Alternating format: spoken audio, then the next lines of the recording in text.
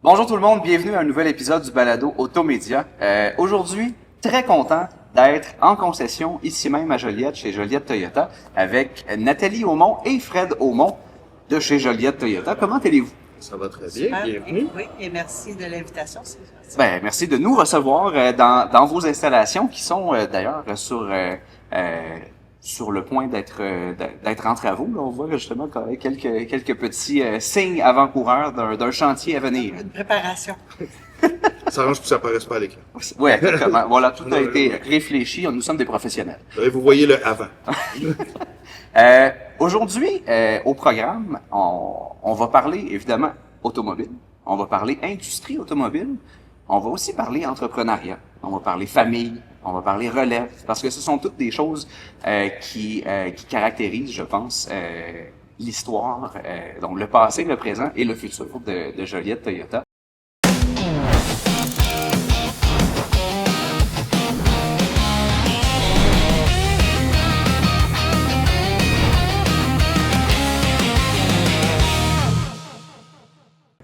Pour mettre la table et pour commencer la conversation, j'ai envie de commencer au début, dans le fond. Donc, Nathalie, raconte-moi un peu Joliette Toyota, si on recule dans le passé. Comment ça a commencé tout ça? Raconte-moi la genèse. Ben, le terrain où nous sommes ici depuis près de 50 ans appartenait auparavant à mon grand-père, qui avait une cour de pièces d'auto usagées à Cours de l'époque, recyclage. de recyclage. Alors, en 63, mon père l'a acheté en 77 pour la remodifier et ouvrir une concession Toyota. OK, parfait. Et donc, étant la fille de ton père, te voilà aujourd'hui. Raconte-moi, à quel moment est-ce que tu as su que tu avais envie de faire carrière, toi aussi, dans l'automobile? Est-ce que tu le sais depuis toujours ou est-ce que ça a pris... Ben, évidemment, le garage avait toujours été comme ma deuxième maison. Je suis fille unique, donc, et ma mère faisait la comptabilité. Donc, quand on a ouvert les portes en 77, ben, c'était tout petit. On vendait 72 véhicules par année. Donc, c'était ma deuxième maison. Fait que j'ai commencé à travailler en tant qu'étudiante et tout. J'aidais ma mère dans la comptabilité. Mais c'était pas nécessairement mon objectif. Quand j'ai commencé l'université, c'était pour m'en aller en ressources humaines, directrice pour une grande entreprise en ressources humaines. OK. Et c'est à ma deuxième année d'université que j'ai vraiment pris la piqûre, puis que j'ai dit à mon père que je voulais prendre la relève. Mais on est à la fin des années 80. Les femmes n'étaient pas très présentes dans le milieu de l'automobile, donc mon père a été un peu surpris. Ma mère me dit oh, je suis pas sûre, c'est pas t'aimer de laisser ça, c'est trop d'ouvrage. J'ai compris après plusieurs années que peut-être que son message voulait dire peut-être qu'en tant que femme, ça peut pas être facile et c'est sûr tu veux t'embarquer dans. Mais je suis embarquée tête première. Je me suis dépêchée de finir mon bac puis je me suis rendue ici. OK. Est-ce qu'il y a eu un élément déclencheur ou est-ce qu'il y a un moment en particulier là, que tu identifies comme étant celui qui t'a fait prendre cette décision-là et qui t'a donné vraiment le goût d'aller de l'avant dans Dans cette le décision? programme de mes études à l'université, j'avais un stage à faire. Alors j'ai fait un stage ici et j'ai donné de la formation aux employés sur à l'époque, le programme s'appelait Toyota vous a à cœur et c'était sur la satisfaction de la clientèle et c'est là que je me suis dit après, je veux être en concession, c'est vraiment là que je suis bien puis que je veux être. Avant de poursuivre l'épisode, quelques mots au sujet de notre commanditaire. Le balado Automédia est présenté par Garantie KM+. KM+, ne se contente pas de vendre des garanties prolongées, l'entreprise est là pour propulser la performance de ses partenaires. Chez Garantie KM+, on accompagne les concessionnaires automobiles, mais aussi de véhicules récréatifs, de sport motorisé ou marin, avec des solutions simples, efficaces et pensées pour la réalité du terrain. Avec leur équipe omniprésente partout sur le territoire, à l'écoute et proactive, KM Plus comprend vos enjeux en tant que concessionnaire et vous aide concrètement à augmenter vos ventes, à optimiser la performance de votre département F&I et à bâtir une relation durable avec votre clientèle. Garantie KM Plus, c'est bien plus qu'un fournisseur de garantie, c'est un partenaire d'affaires qui est engagé à votre succès à vos côtés. Alors, demandez une rencontre avec votre représentant KM Plus dès aujourd'hui en vous rendant au kmplus.com. kmplus.ca. C'est kmplus.ca. De retour au balado. Et malgré justement, donc, tu viens de le mentionner, il y a certaines craintes ou certains avertissements à l'effet que justement, surtout si on recule de quelques décennies, quand même, des femmes qui faisaient carrière dans l'industrie, il y en avait pas tant que ça. Même encore à ce jour, il y en a plus, mais c'est encore, je pense, un défi dans certains cas ou pour certaines raisons en particulier. Mais justement, parle-moi de cet élément-là. Avec le recul, là, justement, est-ce que c'était quoi les difficultés? Quand je te dis que j'ai vraiment foncé tête première, j'allais presque comme un cheval de course, c'est-à-dire je regardais pas les côtés, je m'en allais en avant. Et ma façon à moi de m'impliquer, de m'avancer, tu sais, je me suis impliquée dans des comités, j'ai été sur le comité de l'Association des concessionnaires Toyota du Québec. Alors, fait que je m'impliquais, je me faisais connaître comme ça et je montrais mes compétences puis ce que j'avais du vouloir beaucoup. Fait que ça l'a été un chemin que je peux pas dire que ça a été super facile, mais je peux pas dire que ça a été quelque chose de super difficile où Okay. j'ai eu énormément d'embûches. Mon père m'a laissé beaucoup de latitude. Alors ça l'a quand même beaucoup aidé. Quand je suis arrivée dans les fins des années 80, je suis arrivée en 89, les choses changeaient, on n'était pas informatisés, on appelait ça à mitaine, on écrivait les factures à la main. Et là, j'ai informatisé la boîte et là, mon père a comme dit, oh, c'est plus moi ça. Alors, il est parti quand même assez rapidement. Donc, j'ai eu toute la latitude là de pouvoir entrer dans l'entreprise et de la faire évoluer. Et si tu me questionnes sur mon parcours en tant que femme, ben j'ai fait, là, 3 ans, le programme avec la SCOSHA sur l'accélérateur femmes en automobile, Oui. où j'ai été là comme mentor, pour aider des jeunes femmes qui arrivent aussi dans l'automobile. La majorité, évidemment, ce sont beaucoup des relèves. Alors, donc, j'ai fait partager mes connaissances et mon parcours avec ces jeunes femmes-là. Ça a été une expérience vraiment très enrichissante que j'ai beaucoup aimée. Ah oui, hein? Mais aujourd'hui, il y en a beaucoup plus. Mhm. Ce sont souvent aussi des familles, ils sont là avec leurs frères ou autres frères et sœurs. Mais évidemment, maintenant, c'est plus tellement sorcier de voir une femme dans l'automobile, mais dans le temps, c'était quand même assez précaire. Puis le plus beau commentaire que j'ai eu, c'est d'un confrère de concessionnaire automobile qui m'a dit à un moment donné dans un groupe, on appelle ça les groupes Excellence, où on travaille plusieurs concessionnaires de la même marque ensemble. Il m'a dit, Nat, t'es un bon gars de l'automobile. Puis là, il m'a regardé et il m'a dit, je suis pas sûre que je te dis la bonne chose. J'ai dit, tu sais quoi? C'est le plus beau compliment que j'ai eu à date dans ma carrière parce que c'est comme ça que je veux que vous me voyez. Comme one of the boys, pour prendre Exactement. J'ai l'anglicisme, toujours là. été comme ça. J'ai toujours voulu être comme ça. Puis c'est comme ça que même aujourd'hui, je le suis encore. C'est comme, je veux faire partie de la gang des gars. Et je pense qu'on peut dire justement que tu fais partie de celles qui ont peut-être un peu tracé la voie ou, tu sais, ouvert la porte justement à ce qu'il y ait davantage de femmes qui décident de faire carrière dans cette industrie-là. En ayant participé justement au programme de mentorat, puisqu'on en parle, qu'est-ce que tu as remarqué en termes de changement ou de pas assez de changement? Autrement dit, est-ce que les défis des femmes qui font carrière dans l'automobile aujourd'hui sont les mêmes que ceux auxquels tu as fait face dans le passé? Et comment tu vois cette évolution-là? Bonne question, ça. Ouais, ils sont différents parce que c'est sûr que j'ai dû faire tomber plusieurs barrières qui aujourd'hui ne sont plus là. Tu sais, les manufacturiers étaient pas habitués, surtout que j'étais quand même dans une marque japonaise, donc on connaît la culture des Japonais où la femme n'a pas nécessairement la même place et la même liberté qu'ici, en Amérique du Nord. Alors, tu sais, j'ai comme... Donc, fallait que je me prouve encore plus et de ce que j'étais capable de faire et que le chemin que je traçais. Aujourd'hui, les jeunes femmes ont beaucoup plus d'ouverture déjà fait par les manufacturiers pour incorporer des femmes dans des postes de direction, évidemment. Ben, et la chose que j'ai vue qui avait comme pas changé, qui m'a vraiment surprise, mais que j'ai réalisé, c'est le fameux syndrome d'imposteur. Ah oui, hein, chez les femmes. Chez les femmes, OK. qui, je voyais les jeunes femmes, puis je me disais, mais ils en ont encore.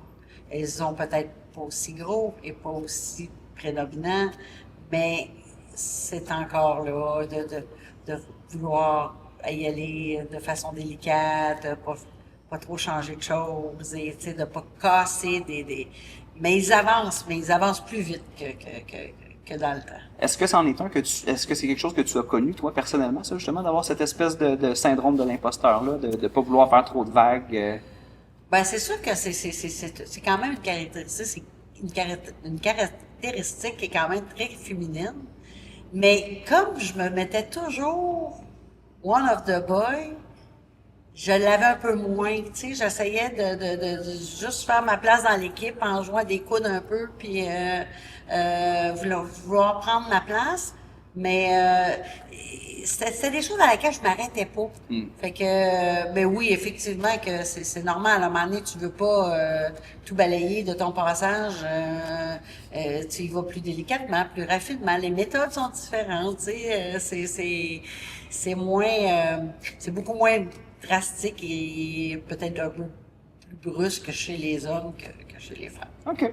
Et au fil des années, ben évidemment, tu es passé de la fille de tes parents à une maman toi-même. On salue Fred. Bonjour Fred. Bonjour.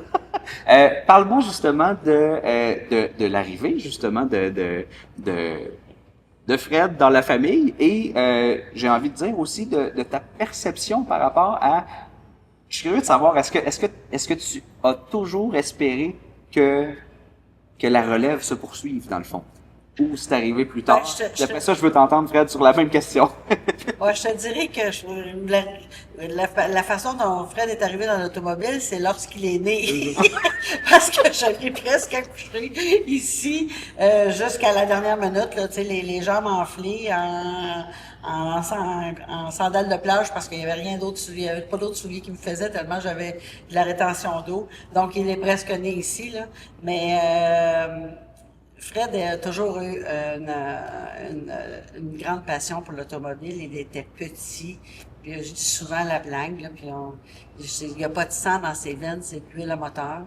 Alors, c'était... Et un jour, il me pose la question, puis il me dit, « Maman, qu'est-ce qu'il faut que j'étudie pour te remplacer? » Et je lui réponds à l'époque, « Ben, tu l'as dit, il faut t'étudier. » Alors, donc, il est allé faire son bac en administration, puis... Fait que pour lui, c'était le chemin qu'il devait, mais il a toujours su que c'est ça qu'il voulait, c'est que c'était dans l'automobile. Je suis encore une fan quand même de voitures sport. Je l'embarquais en arrière sur son petit banc, puis il était tellement heureux. Rien que tu vois le sourire dans le visage quand je l'embarquais. Des fois, tu sais, je me souviens un moment donné, une Celica GTS, les sièges étaient comme creusés, puis il avait son petit booster, puis il était comme tout croche. Puis il voyait même pas dehors. Puis là, je me disais, oh, mais quellement dénaturé d'emmener ton... Mais lui, il était tellement heureux, il essayait de voir, puis il avait un grand sourire, il qu'entendre le son de la voiture.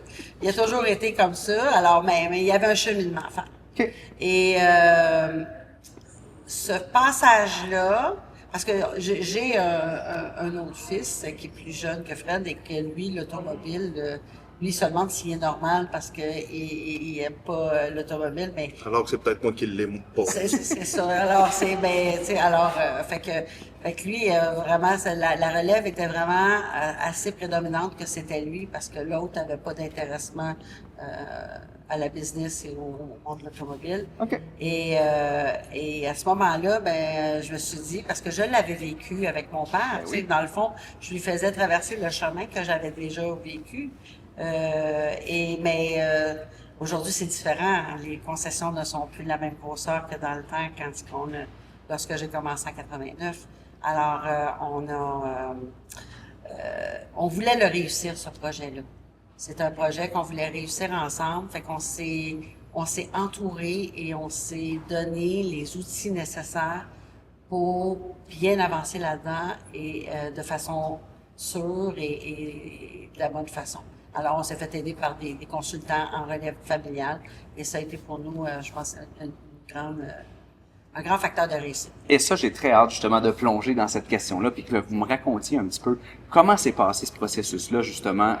Qu'est-ce que vous avez découvert, qu'est-ce que vous avez appris, c'est quoi aussi les challenges peut-être auxquels vous vous attendiez pas, ou les dangers auxquels vous aviez peut-être pas que vous aviez peut-être pas vu venir, avant de tomber dans le détail justement de cette transition-là.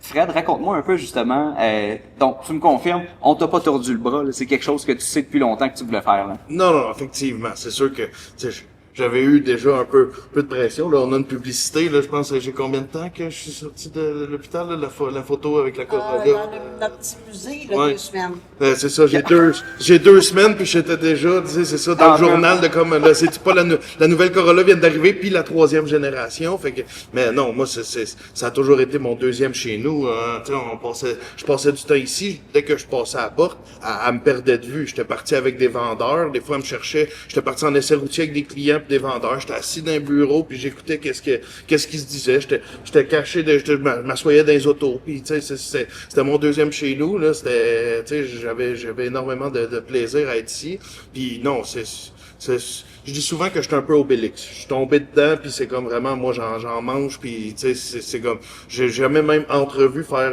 quoi que ce soit d'autre dans la vie. Puis même les peu de choses que j'ai entrevues, c'était aussi dans l'automobile.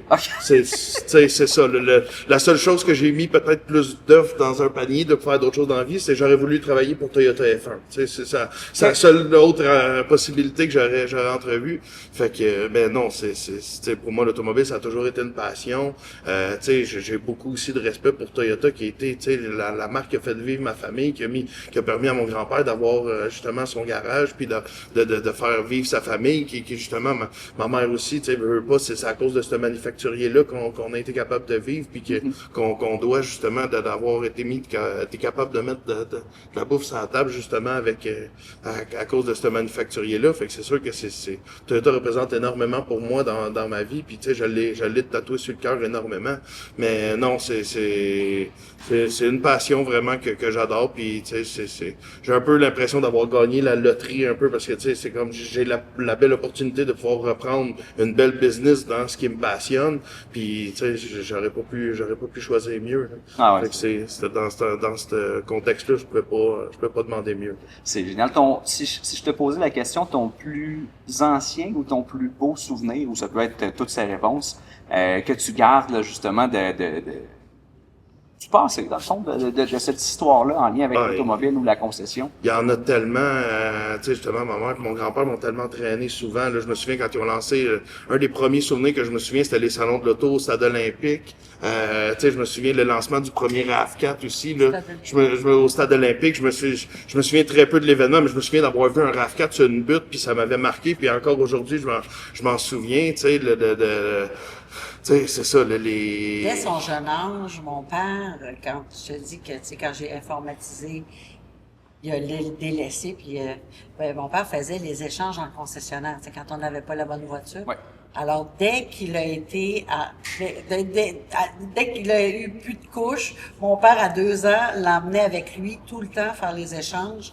Et pour lui, c'était des moments avec son grand-père, puis il voyageait avec lui. Ah, et puis aller dans d'autres concessions. Puis tu sais, c'est ça. La règle, fallait que je traîne mon coaster. Fait que mon petit siège d'auto, fallait que je sois capable de me le mettre sur l'épaule puis le traîner. C'était la condition pour pouvoir y aller. Puis non, c'était de pouvoir visiter, puis c'est ça, de passer du temps, puis tu sais, c'est ça. On allait souvent même, on allait faire un échange, puis après ça, on s'en allait aux expos, puis on arrivait, c'est ça, dans le parking du Stade olympique avec un Corolla, avec les wraps, puis les capes en carton, puis tout ça. C'est des souvenirs. C'est ma jeunesse. Mon père avait des billets de saison aux expos. Fait qu'il a vécu la fin des expos. Ouais. OK. Fait que non, c'est ça. Un échange dans un autre concessionnaire puis finir ça aux expos, c'était pas mal la journée typique quand j'étais jeune. Une journée parfaite. Ouais, exactement. OK. Vous m'avez parlé de votre attachement à la marque et aux produits comme tel. Ça fait une couple de fois qu'on fait allusion aussi aux voitures de performance. on a un bolide juste ici derrière que vous apercevez depuis tantôt. On va en parler. Il est là. On l'a en format réel, puis on l'a en format réduit juste là sur la table. Parlez-moi de cette voiture-là en particulier, parce que quand on parle d'histoire puis de souvenirs, je pense qu'il y a quelque chose d'assez intéressant à raconter avec celle-là.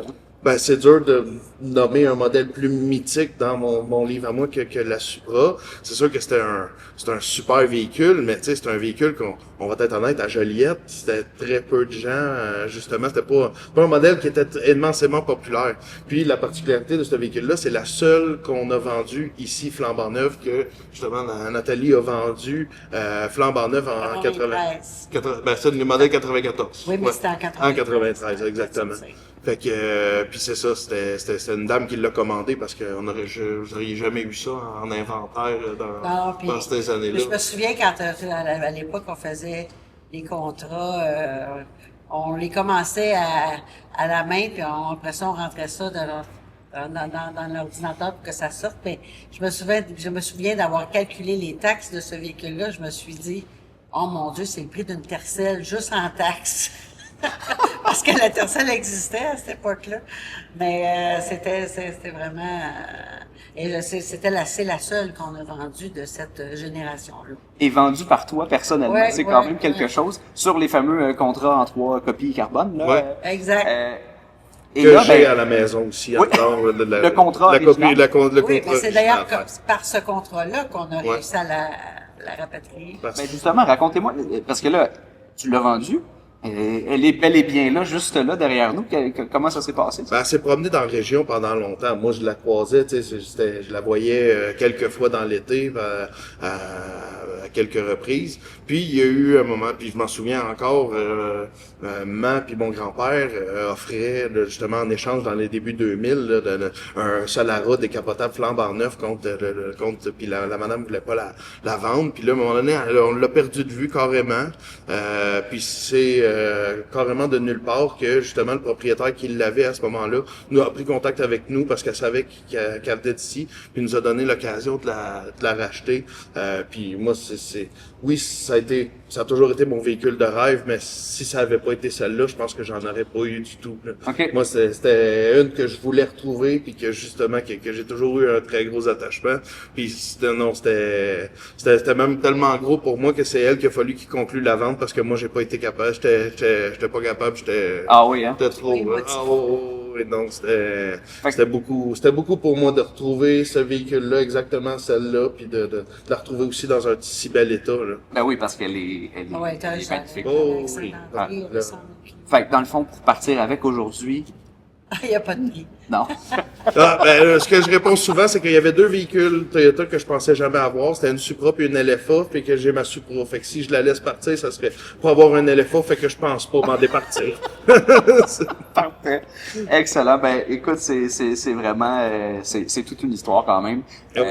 C'est le fun aussi de voir les gens, tu sais, les gens la connaissent, savent Ouais. que c'est elle, puis souvent je me fais poser la question, est-ce que c'est vraiment elle? Puis il y a des gens qui viennent justement pendant l'hiver juste ici Les pour gens, la voir, à c'est cause une de de nos Fast- mascottes. Non? À cause de Fast and Furious, ce véhicule-là, il est devenu une icône. Ouais. Et des jeunes garçons qui viennent, ils disent, peux-tu prendre une photo avec? Ah oui, hein? Oui, Moi, c'est c'est ça. ce qui me surprend le plus de voir des Jeunes jeunes qui ont garçons, la des moitié de garçons. l'âge de ce véhicule-là, Oui, qui c'est savent ça, exactement ce que ouais. c'est. Ouais, ouais, ouais. Puis non, moi ça me surprend vraiment de voir, tu sais, c'est un véhicule quand même qui a c'était 94, donc qui a 32 ans, tu sais, aujourd'hui, puis de voir des jeunes de 10, 15 ans, là, de triper, justement, quand ils en aperçoivent une. Ah. C'est sûr que tu te promener avec ça, tu vois des faces des gens qui ont l'impression de voir une licorne. Tu sais, je dis souvent aussi à la blague, c'est comme se promener avec Éric Lapointe, là. Pense pas que tu peux aller nulle part discrètement puis pas te faire remarquer ou pas te faire arrêter. Non, c'est impossible, là. Même j'en suis peut-être des fois un peu paranoïaque, là, parce que justement, les gens, viennent presque fous, là, quand ils en voient une, là. C'est un des attraits Il fait touristiques. des shows aussi, des shows d'automobiles, Oui. d'automontées. Il fait Je trouve ça le fun de la partager, puis tu sais, voir je vois des parents venir me voir, puis hey, j'en ai jamais vu une en vrai, c'est le véhicule de rêve de mon fils, peux-tu juste s'asseoir dedans, tu sais, moi c'est ça que je trouve le fun aussi de pouvoir faire des heureux puis de la partager. Oui, je peux la garder pour moi dans mon garage, mais tu sais, je pense que je trouve ça le fun de pouvoir partager ça ça, puis ça me surprend aussi à quel point voir des gens qui n'ont jamais aperçu une, qui n'ont jamais eu l'occasion de mettre les yeux sur une. Puis Tu la sens-tu, la passion? ouais. Absolument. Mais c'est le fun aussi, justement, de voir Ouais. qu'en plus, tu la roules, tu la sors, puis Oui. Ouais, quand il fait beau, il pleut pas, Ouais, il n'y a non, pas de nuages. Elle adore à l'intérieur, elle adore jamais dehors, elle sort pas à pluie, non, elle est choyée. Mais je pense qu'elle mieux. Ah, le mérite. Ouais. Bon. Ben justement, parlons de relève. Je veux revenir sur le dossier. Une des choses que j'ai retenues, que tu as mentionné tantôt dans la première transition, donc celle entre ton père et toi, Nathalie, c'est à quel point, justement, quand tu es arrivé, c'était un moment où il fallait justement tout informatiser. Il y avait quand même un grand changement au niveau des technologies, des outils qu'on utilisait. Puis je trouve le parallèle intéressant parce que j'ai envie d'argumenter qu'en 2026, il y a quelques changements quand même assez drastiques dans l'industrie de l'automobile auxquels, justement, Fred, tu auras à faire face. Est-ce que comment vous voyez ce bout-là par rapport à cette nouvelle étape d'évolution-là, finalement, en tant que concessionnaire?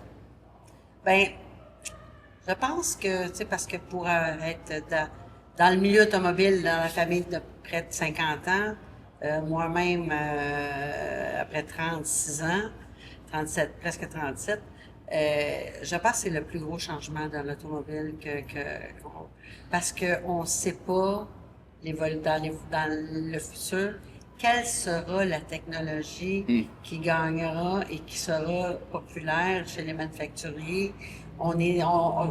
C'est comme si on était dans une période de essai-erreur et on tente le marché. Les gouvernements poussent sur une certaine technologie. Ça répond, mais peut-être pas autant que le gouvernement penserait. C'est difficile. Tu sais, on parle des véhicules électriques. Ça a eu un engouement au début, mais ceux qui en voulaient en sont procurés. Là, maintenant, faut les transformer, les consommateurs, faut les amener à ça. Les éduquer, parce que, tu sais, c'est une technologie qui est totalement nouvelle. Tout à fait, parce que, tu sais, on parle d'hybride moins cher, on parle d'électrique.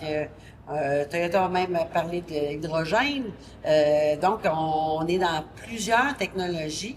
Et les gens ont de la misère. Il y a même des gens qui pensent encore qu'une hybride, ça se branche. Là. Alors, tu sais, il y a beaucoup d'éducation à faire à ce niveau-là. Et selon les habitudes des consommateurs, ben, c'est pas fait pour tout le monde. Tu sais. Je dis souvent, la blague, c'est comme une paire de souliers. Ça fait pas tout le monde. Il y en a qui est trois, plus large. Tu sais. Alors, c'est vraiment... C'est un dossier qui a été même, j'ai envie de dire, assez... on regarde un peu les débats, mettons, gaz ou électrique ou entre les deux, justement, dans l'hybride. C'est assez passionné parfois pour utiliser ce terme-là. Les gens ont des opinions. Il y a des adeptes d'une certaine technologie, puis, tu sais, on se bat avec le gouvernement par rapport à ça aussi. Dû à mon rôle à la CCAQ, je suis aux premières loges.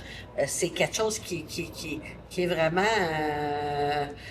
les gouvernements poussent, incitent les gens à acheter une certaine technologie, puis on voit des effets. Aussitôt qu'ils enlèvent des incitatifs, c'est comme si quelqu'un avait mis le bouton à offre, tu sais, avec tout fermé, là. Tu sais, c'est vraiment... Donc, tu sais, c'est fragile, c'est très précaire, tu sais, parce que t'as toutes les cultures qui disent, ah oui, c'est écologique, ben ok, mais quand la batterie, c'est pas si écologique que ça, parce que c'est pas biodégradable, ça. Fait que qu'est-ce qu'on fait quand un véhicule, tu sais? Nous, c'est une technologie qu'on connaît depuis longtemps, parce que le Prius, ça fait quoi, 97, donc ça va faire 30 ça ans. va faire 30 ans Véhicule hybride. qu'on vit avec cette technologie hybride-là. Fait que donc, Toyota a été précurseur dans ce domaine-là. Mais je pense que l'industrie est en train de changer beaucoup. Même, si on voit la pression du marché chinois rentrer ici. On voit aussi maintenant des exemples de concessions qui sont différentes, avec des agences comme Genesis. Alors, est-ce que le modèle qu'on connaît depuis presque tous les temps où ou c'est une concession automobile où tu retrouves tout, puis c'est un particulier qui est propriétaire, mais il y a le franchisé qui est le franchise de distribution au niveau de la marque. Est-ce que ça va persister? C'est tellement plein de questions que personne ne peut y répondre. Ouais. Et ce ne sont là que quelques-uns des dossiers qui sont appelés à justement se transformer puis à évoluer super vite dans les prochaines années, puis qu'on peut pas prédire malgré notre boule de cristal parce potentiellement. On parle pas, mais il y a aussi la mobilité. Tu sais, les grandes villes maintenant essayent d'enlever les voitures. Les gens, quand on parle d'un prix moyen d'un véhicule aujourd'hui, c'est le marché qui est au-delà de 64 000. Est-ce que les gens ont les moyens d'acheter les voitures? Tout ça tu sais, c'est un spectre que tu dis, mais où on va se retrouver avec tout ça? La mobilité change, tout change. Je pense que c'est une des plus grosses différences aussi entre quand Nathalie est arrivée puis moi, tu sais, la vitesse à laquelle le marché change, la vitesse à laquelle la technologie change, les exigences aussi qu'on a, puis aussi la grosseur là, tu sais, d'entreprise qu'on a là, tu sais, quand on parlait, c'est ça, quand mon grand-père a débuté à 72 véhicules par année, on avait quoi, peut-être une quinzaine d'employés. À peine. Quand on a commencé, mon père vendait des voitures, ma mère faisait la comptabilité, mon oncle était aux pièces et services, puis on avait 2 techniciens. C'est ça. Tu sais, c'est ça, c'est beaucoup. Là, tu sais, présentement, là, on est presque 48. Donc, tu sais, c'est une fierté aussi pour nous de faire vivre 48 familles qui peuvent vivre, puis justement, grâce aussi à nous. Fait que, mais c'est beaucoup il y a beaucoup de différences, puis il y a beaucoup de choses qui sont différentes comme ça. Puis tu sais, en parler aussi de ma grand-mère qui voulait essayer de convaincre de pas aller dans ce domaine-là. Je pense que c'était de l'amour puis de la protection. C'était seulement une mère qui essayait de protéger son enfant, qui veut pas le voir justement se planter ou justement se faire du mal. Je vis un peu la même chose aussi. Tu sais, c'est sûr que effectivement que c'est plus gros. C'est pas avant peut-être c'était plus une chaloupe. Aujourd'hui, c'est plus un gros paquebot. Là, fait que puis c'est sûr que ça prend pas les mêmes les mêmes capacités, les mêmes compétences non plus pour être capable de bien gérer justement un bateau de cette grosseur-là. C'est que la transition est plus longue étape par étape que dans le temps avec mon père. Et justement, ça a dû faire partie des questions et des sujets que vous avez abordés à travers ce processus-là de reprenariat. Puis allons-y dans ce dossier-là. Non seulement justement avant l'entrevue, on discutait puis on mentionnait que encore cette année, le nombre de concessionnaires qui sont des concessionnaires solo, uniques, indépendants, familiaux. On le voit là, à chaque année au Québec, les chiffres parlent et il y en a de moins en moins. Il y a de plus en plus d'acquisitions. Les groupes deviennent de plus en plus grands. Et les Gaulois, ceux qui restent familiaux, indépendants et uniques, il y en a de moins en moins.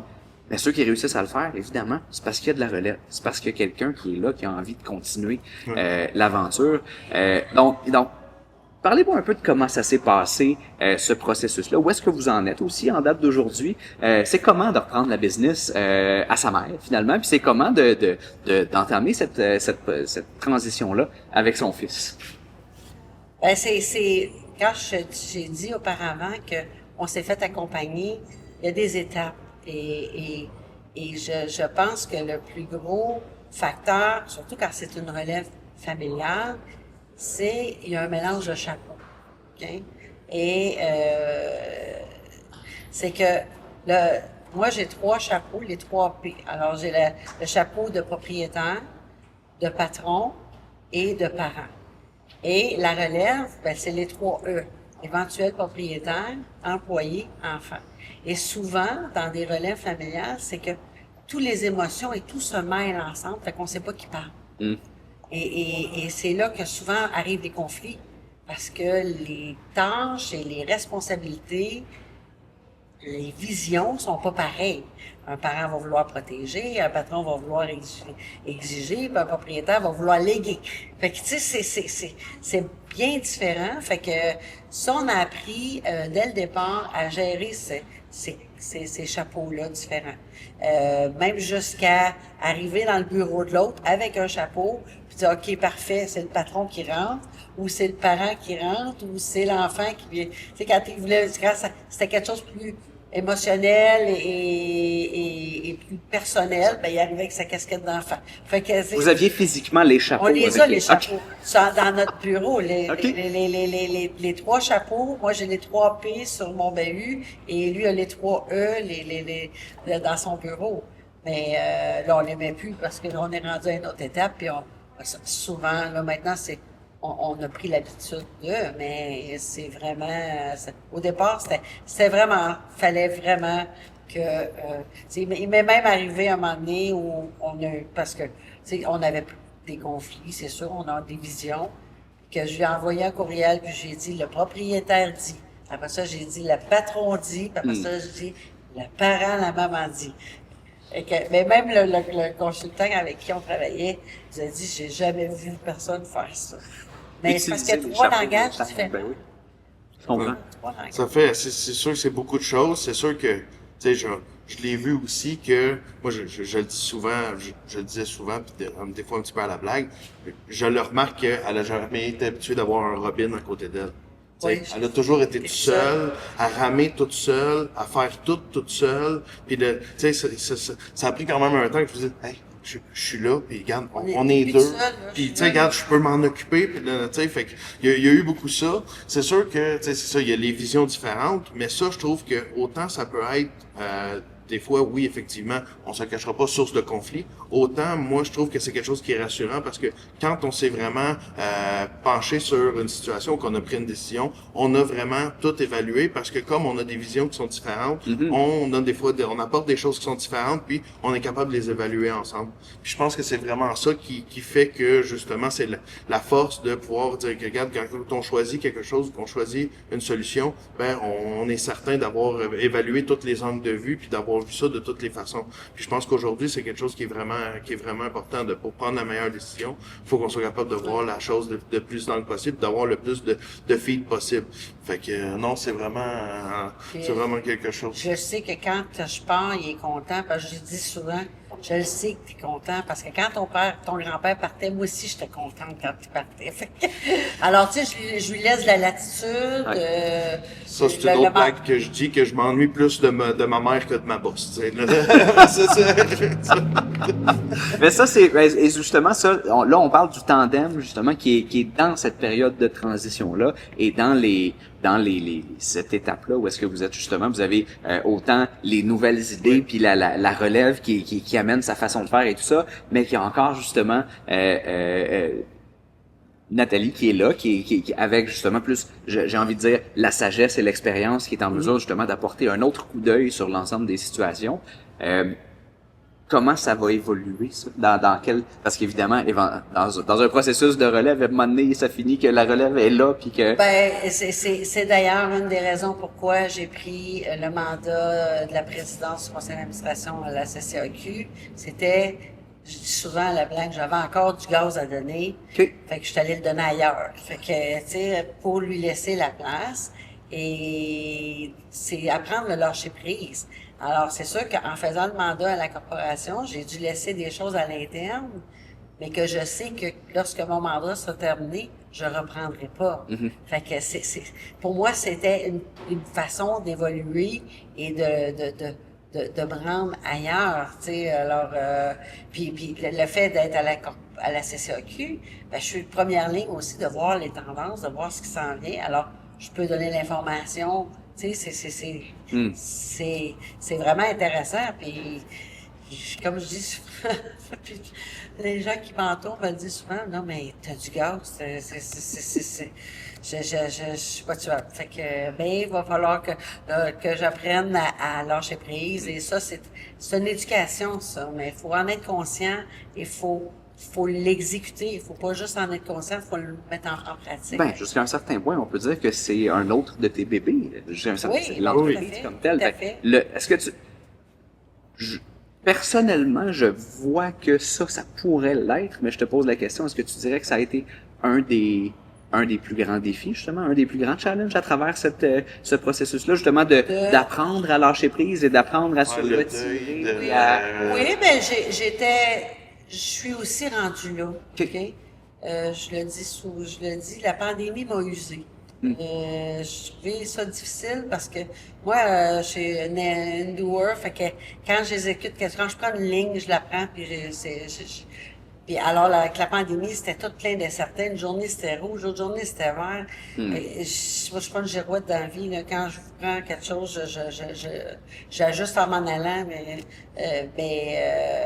fait que j'ai sorti, fait que j'étais comme prête. OK.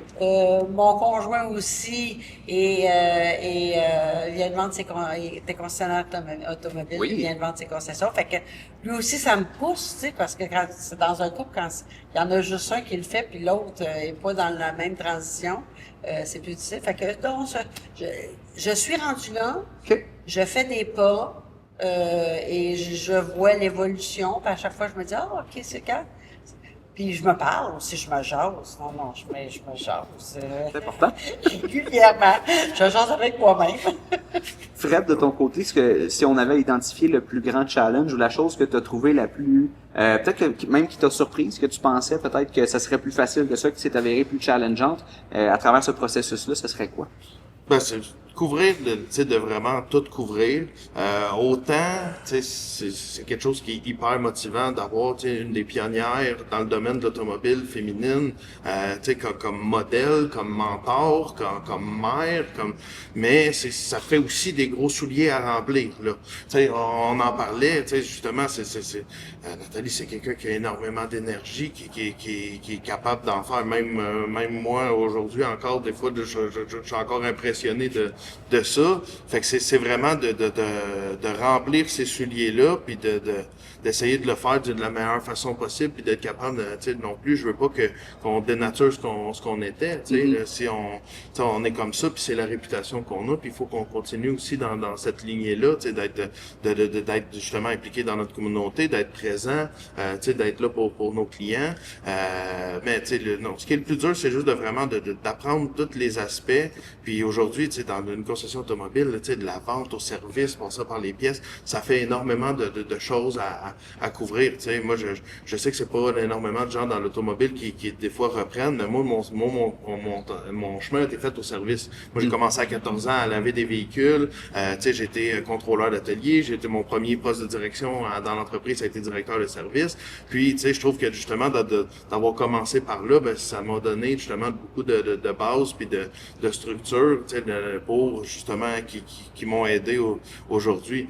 Fait que non, c'est plutôt c'est ça, les exigences aussi, tu sais, c'est ça, il y a beaucoup de responsabilités qui nous sont données, mais c'est justement on va être là pour nos clients puis on veut répondre à ça. Fait que c'est l'aspect aussi professionnel puis l'approche qu'on veut avoir au niveau de notre monde, d'être les références puis d'être l'expertise, mais tout ça ça vient avec, faut avoir le bagage puis les compétences pour ça, puis ça se fait pas du jour au lendemain. Fait que tu sais, même si je suis né dans l'automobile, je pars toujours avec la mentalité que j'apprends quelque chose à tous les jours. Si je suis pas prête à apprendre quelque chose, ben je suis mieux de rester chez moi puis de pas venir travailler. Fait que c'est vraiment d'avoir cette ouverture là puis d'être comme une éponge puis de jamais de pas voir seulement qu'est-ce que tu sais mais qu'est-ce que tu sais pas aussi puis d'être capable de justement d'en apprendre le plus possible puis d'en savoir le plus. Je retiens par rapport à tout ça aussi le bout que tu viens de mentionner qui est d'avancer puis d'évoluer mais en respectant aussi l'héritage puis ce qui a été bâti finalement au fil des ans. Ben, c'est un respect qu'il faut quand même avoir parce que tu sais, j'aurais pas cette opportunité-là aujourd'hui si justement ma mère, mon grand-père avaient pas fait ce qu'ils ont fait. Puis justement, si j'ai la chance de l'avoir fait, c'est parce qu'ils l'ont fait de la bonne façon. Fait qu'il faut que je sois capable de m'imprégner de ça puis de comprendre, tu sais, ce qui a fait notre réussite puis de ce pourquoi on est encore là aujourd'hui. Est-ce que là, vous m'avez parlé des challenges que vous avez vécus, des choses que vous avez trouvées peut-être les plus difficiles dans ce processus-là. Si je vous demandais, puis, tu sais, mère et fils, vous connaissez depuis longtemps, je pense qu'on peut dire ça de même. Cela étant dit... Dans mon cas, j'ai tricoté. Surtout, justement, en portant les 3 chapeaux différents, qu'est-ce que vous avez découvert sur l'autre que vous aviez peut-être pas... Qu'est-ce qui vous a surpris sur l'autre que vous aviez peut-être pas remarqué ou que vous vous attendiez peut-être pas quand vous ne portiez que le chapeau de maman et de fiston et peut-être aussi de patronne et d'employé pendant un certain temps là, mais à travers ce processus-là, est-ce qu'il y a quelque chose que vous avez remarqué ou qui vous a impressionné peut-être, je dirais, de l'autre?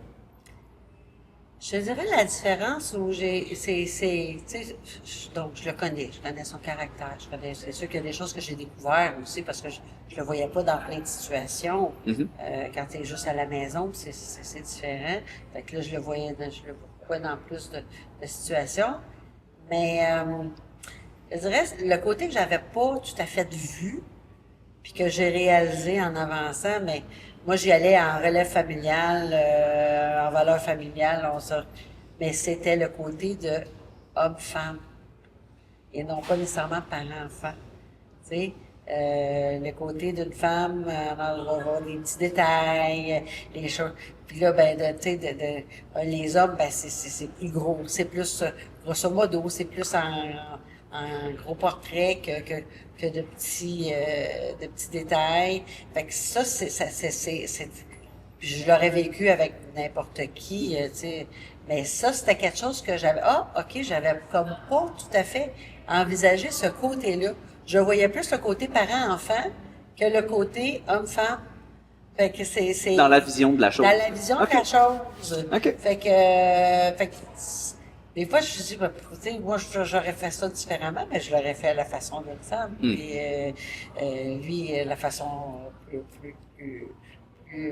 plus macro que micro, tu sais. Alors, fait que ça, c'était peut-être pour moi plus une découverte de changement. Là. De ton côté, Fred. Moi, j'en ai peut-être un peu touché tantôt. Moi, c'est sûr que avant que j'arrive dans le milieu du travail, tu sais, maman, c'était maman. Tu sais, c'était ma mère. C'était tu sais, quelqu'un qui veut mon bien puis qui pense soin de moi. Puis c'est quand j'ai commencé justement à être impliqué dans le monde de l'automobile que là, j'ai découvert Nathalie, la femme d'affaires, puis tout qu'est-ce que justement cette femme-là représentait pour justement l'industrie. Puis c'est là que j'ai fait, OK, tu sais, je me suis embarqué dans cette lignée-là puis c'est après ça que j'ai découvert comme, tu sais, tout le talent puis tous les gros souliers à remplir que j'avais de passer après presque Wonder Woman dans mon livre. Il voyait pas tout ce que je faisais, tu sais, à la maison, là. Fait que c'est ça que c'est. Tu sais, c'est sûr que c'est ça, quand t'es jeune aussi, je voyais maman arriver tard, tu sais, pis tout ça, pis tu te la demandes. Là, aujourd'hui, dans mon rôle, je suis comme là, OK, ouais, je comprends pourquoi, là, parce qu'effectivement, des fois, c'est pas toujours facile, pis c'est pas toujours, t'as bien beau essayer d'organiser ton horaire, mais des fois, c'est ton horaire qui te gère aussi. Fait que, tu sais, c'est de trouver au travers de tout ça.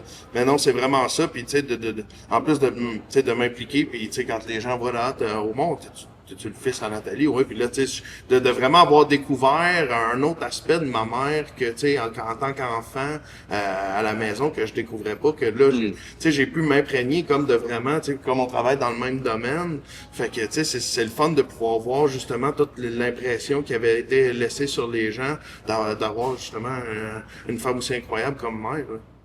OK. En terminant, je vais avoir quelques petites questions en rafale pour vous.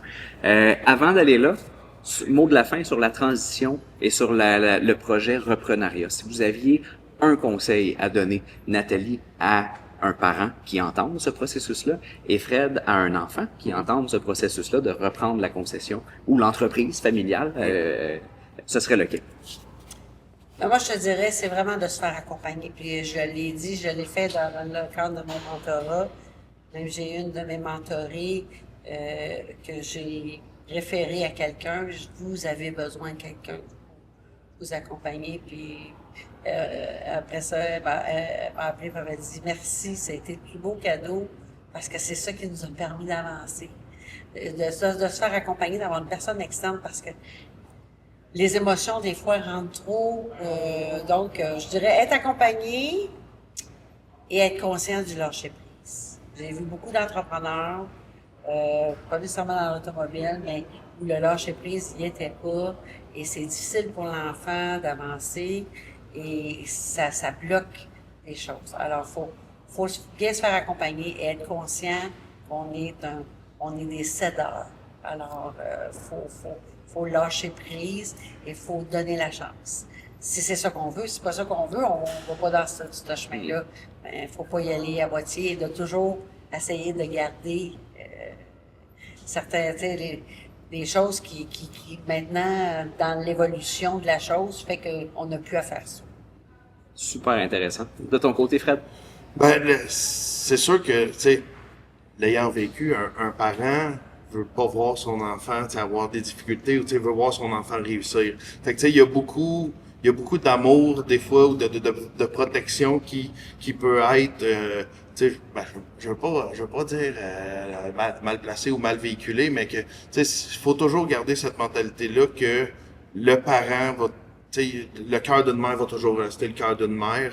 Puis peu importe que ce soit dans une entreprise ou que ce soit dans tel ou tel contexte, ça va toujours brimer sur beaucoup de choses. Fait que tu sais, il y a un amour puis il y a une protection, mais tu sais, des fois c'est ça. Ah, d'accord. Tu sais la différence entre un père et une mère? Ah, vas-y là. Le petit garçon monte dans l'arbre, tombe, se casse le bras. La mère va le voir, puis là, je dis, ah, pour toi, puis là, elle dit, voyons donc, puis là, j'espère que tu ne te montres plus dans les arbres, puis le père, il le regarde, puis il dit, j'espère la prochaine fois, tu vas te tenir. C'est ça, fait que tu sais. Donc d'apprendre de nos débarques Je peux la comprendre qu'elle veut pas que je me casse la marboulette. Par contre, des fois, en tant que gars, ben, tu sais, C'est une bonne façon on a d'apprendre. fait du vélo, hein, puis regarde, la meilleure façon de rester dessus, c'est parce que tu t'es planté. Fait que c'est un peu au travers de tout ça, mais de pas mélanger les intentions, puis d'être capable de faire de l'introspection, puis de voir que souvent, au travers des fois des situations qui peuvent être difficiles, c'est juste de l'amour puis de la protection qu'il y a en arrière de ça. C'est très sage, c'est très, très bien dit. Je vous envoie, en terminant, une série de questions en rafale. On prend pas trop le temps de penser. Première affaire qui vous vient en tête. Premièrement, automobile. Modèle préféré de tous les temps, toutes marques confondues. Ben, moi, j'en ai parlé, fait que Écoute, moi, je te dirais, le bon véhicule fétiche que j'ai toujours remémoré d'avoir conduit, c'est une Celica GTS 4 roues motrices en 90. OK. Parfait, ça. Modèle neuf préféré cette année chez Toyota, lequel vous fait le plus triper? Et bonne question. C'est parce que c'est, tu sais, Toyota est une Ta marque. question est dans l'émotion, hein. Fait que- Moi, je te dirais, j'irais dans le camion. Moi, je dirais le Land Cruiser, mais je ne le OK. pas parce que je suis rendu plus petit, mais c'est parce qu'il y a de la légende aussi. Ouais. Fait que, donc, faut. Il est magnifique. C'est ça. Puis le Land Cruiser, quand j'ai commencé, quand on a eu la concession, c'était à Rabois avec mon père, aller dans le vieux, le BJ, le vieux modèle carré, là. Moi, c'est une légende. OK. Fred? Ben moi, j'en ai une présentement, je te dirais GR Corolla. C'est un Ok. petit véhicule qui est super le fun, que j'apprécie parce que je peux aller faire mon épicerie, je peux aller chercher ma grand-mère avec ma conjointe, mais je peux aussi me faire bien du fun avec ce véhicule-là. Excellent, excellent. Entre vous deux, le meilleur ou la meilleure vendeuse? Écoute, je te dirais peut-être moi plus parce que je viens des ventes, lui plus du côté Ouais, moi je technique. suis plus service, moi c'est plus l'aspect technique. Fait que justement, prochaine question, meilleur mécano? Ah non, ça c'est non, ça c'est Parfait. Mais, on l'appelle souvent en blague l'encyclopédie de l'automobile. Ouais, puis je fais mes changements de pneus, mes changements d'huile, je fais ma mécanique moi-même. J'aime ça, je viens à la fin de semaine dans l'atelier, puis ça me permet de voir un peu mes installations, puis d'en profiter aussi. Fait que non, j'aime bien. Ouais, c'est moi qui change les flaps dans la famille, mettons. Cela dit, j'ai remarqué quand même que vous semblez tous les deux avoir un certain plaisir derrière le volant. Le ou la meilleure pilote?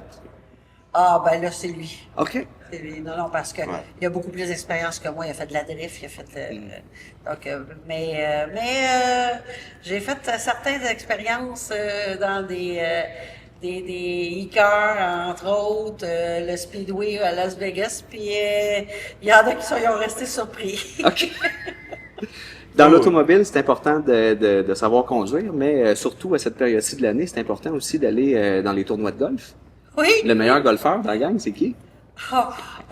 Présentement, c'est lui. Je te dirais, oui. On a justement joué au tournoi de golf de Toyota la semaine dernière. Ouais. Il joue pas souvent. Pour les fois où il joue, il est vraiment surprenant. Mais moi, je suis maintenant en devenir. Je viens de me prendre une part de golf au club de golf de Joliette. parce que je me prépare pour la retraite aussi, là, tu sais, Ah. alors pour me sortir, donc je suis là-dessus. OK. Mais non, moi j'ai eu la chance, mon grand-père m'apportait très jeune dans les tournois à gauche et à droite. Puis, c'est mais j'ai l'excuse que je me plais toujours à dire, c'est que si t'es bon au golf, c'est parce que tu vends pas tant d'auto que ça. Fait que c'est la plus belle T'as trop de excuse de temps. pas être si bon au golf, c'est parce qu'on travaille Je suis trop. pas bonne au golf parce que je travaille. On travaille trop. Fait que c'est la meilleure excuse pour pas être bon. Excellent. Et en terminant, souper de famille, dimanche soir. Ouais. Toute la famille autour de la table. Qui va commencer à parler de la job en premier? Oh, on essaie d'éviter ça. OK. Ouais. Je te dirais que maintenant, parce que si on est tous les deux, ça c'est sûr que si on est tous les deux tout seuls ou avec mon conjoint, on va parler automobile. Mais maintenant, je respecte beaucoup lorsque sa conjointe est là. Je la vois moins souvent que lui. Et je me dis, c'est pour elle, c'est pas agréable. Alors, c'est rare. Lorsqu'elle est là, c'est très rare qu'on va parler d'automobile. Des fois, juste, admettons que tu part, dit, hey, demain matin, on fait telle affaire, là, mais de parler d'automobile, non, on essaie d'éviter. Mais sinon, ça jase souvent le char ou en soupant. Non, Alors, de effectivement, char, c'est ok. c'est une oui. conversation assez facile. Tu sais, nous, on a 4 garçons avec les 2 de mon conjoint, fait que puis nous, les soupers de famille, c'est beaucoup de personnes. On va parler d'auto, mais non, on essaye que, ben tu sais, je l'ai appris aussi avec mon conjoint. On parle pas toujours d'automobile parce qu'à un moment donné, ça inonderait notre vie, fait qu'on essaye d'avoir un certain recul, puis une certaine distance, puis c'est correct. C'est parfait. Mais on se contrôle des fois aussi. Là, des fois, on dit après souper ou whatever. OK, on a assez jasé, c'est ça. Là. On se donne des petites périodes de temps pour comme ça au moins se briefer puis se mettre à jour.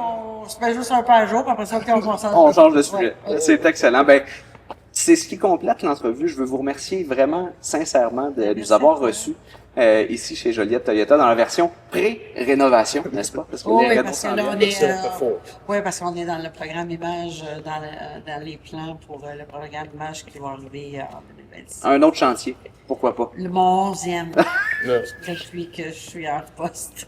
Fred, Nathalie, bon succès pour la suite. Merci beaucoup encore une fois de nous avoir Merci, reçus. c'est gentil. Merci d'être venu nous voir. Puis Merci. s'il y a quoi que ce soit, ben, c'est ça. Vous savez où nous trouver. Puis, ben, c'est ça. Fait qu'on s'en fait un retour de Supra. Ah, let's go! Salut!